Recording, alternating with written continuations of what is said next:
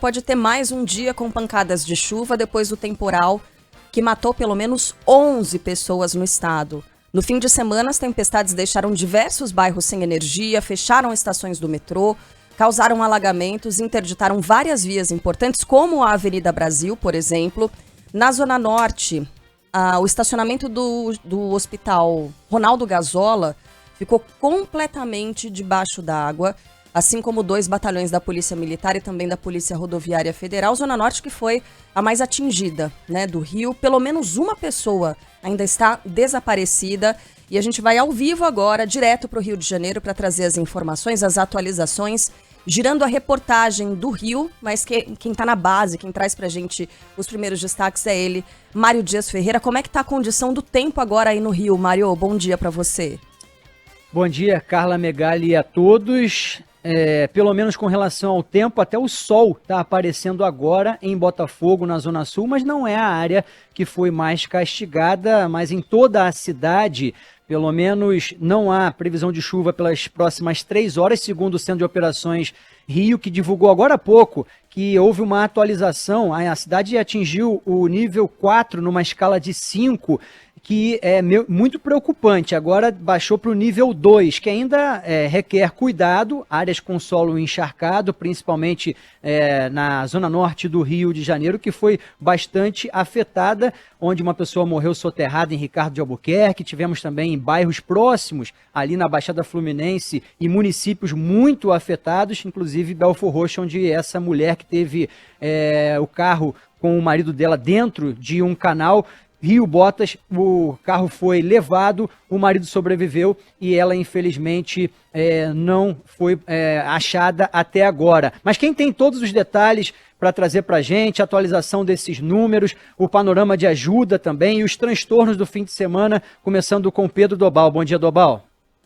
Bom dia, Mário, a todos que nos acompanham aqui na Band News FM. Pois é, 11 pessoas morreram e uma pessoa segue desaparecida depois desse temporal que atingiu a região metropolitana do Rio na noite de sábado e também na madrugada de ontem. A Prefeitura do Rio decretou situação de emergência e na capital fluminense, a Zona Norte, foi a região mais atingida pelas chuvas. 3 pessoas morreram na Zona Norte do Rio. Em Anchieta, foram registrados 259 milímetros de chuva no período de 24 horas. Isso é muita chuva. Para o nosso ouvinte ter uma ideia, o Instituto Nacional de Meteorologia considera 100 milímetros de chuva no período de 24 horas já um alerta máximo. Choveu 259 milímetros só nessa região de Anchieta. Em diversos bairros, a água chegou a ultrapassar o teto dos carros. Em Acari, todas as consultas realizadas no Hospital Municipal Ronaldo Gazola foram suspensas por 15 dias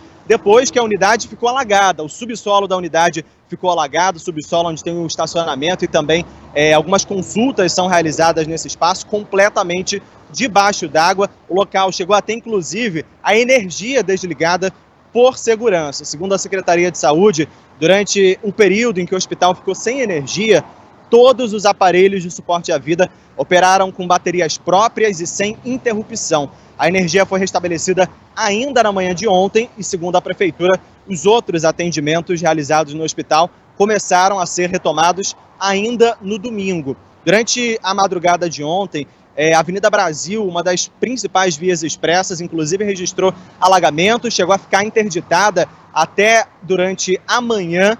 E aí, uma grávida que estava em trabalho de parto, inclusive, precisou ser levada de bote pelo Corpo de Bombeiros para a unidade de Acari, o Hospital Municipal Ronaldo Gazola, e depois foi transferida para uma maternidade que fica na mesma região. Esse parto aconteceu durante a tarde de ontem. A pequena Camille veio ao mundo com saúde, tanto a mãe quanto a bebê passam bem. A gente conversou com o pai da Camille, o Jonathan Araújo de Carvalho.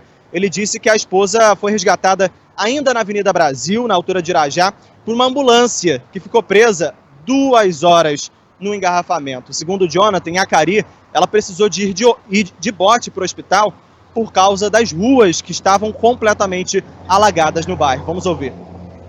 esposa começou a ter contrações, ela ligou pro corpo de bombeiro, eu desci do carro, fui mais à frente um pouquinho, aí vi a ambulância. Aí pedi socorro a eles me atenderam, aí ficaram mais umas 2 horas no engarrafamento, ele voltou na contramão, aí desceu ali em Acari. Aí chegando em Acari, estava tudo lotado, aí ele pediu auxílio aos bombeiros, então bote. Tava nervoso por causa da situação dela, entendeu? Mas esse daqui é o nosso Rio de Janeiro.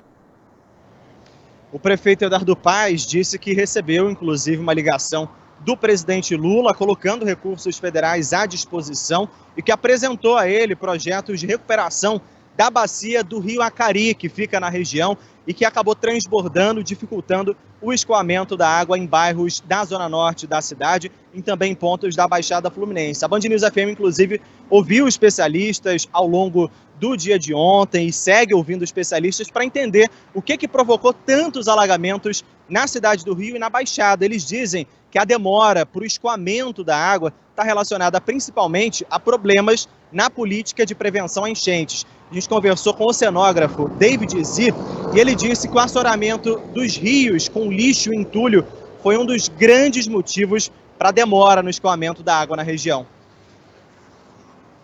Rios da Baía de Guanabara, né, do entorno da Baía de Guanabara e que estão na bacia drenante da Avenida Brasil, fazem com que não se escoe.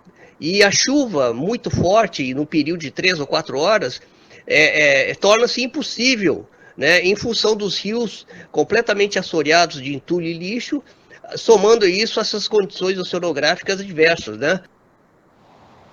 Bom, pontos de apoio foram montados em diferentes locais da zona norte da cidade, também na Baixada Fluminense. A gente viu agora há pouco na nossa live no YouTube, inclusive imagens de um batalhão da Polícia Militar com viaturas tomadas de água. A água passava do teto dessas viaturas. Esse batalhão é da unidade de Rocha Miranda, fica localizada no bairro de Honório Gurgel. Segundo a PM, os prejuízos causados ainda estão sendo levantados pelo comando do batalhão, mas a gente já sabe que essa inundação no pátio atingiu viaturas que estavam estacionadas no local, carros particulares, serviços de manutenção e também outras instalações da unidade. Além disso, a Superintendência da Polícia Rodoviária Federal também foi alagada, que fica em Jardim América. Segundo a corporação, felizmente, apenas danos materiais também na Superintendência da PRF.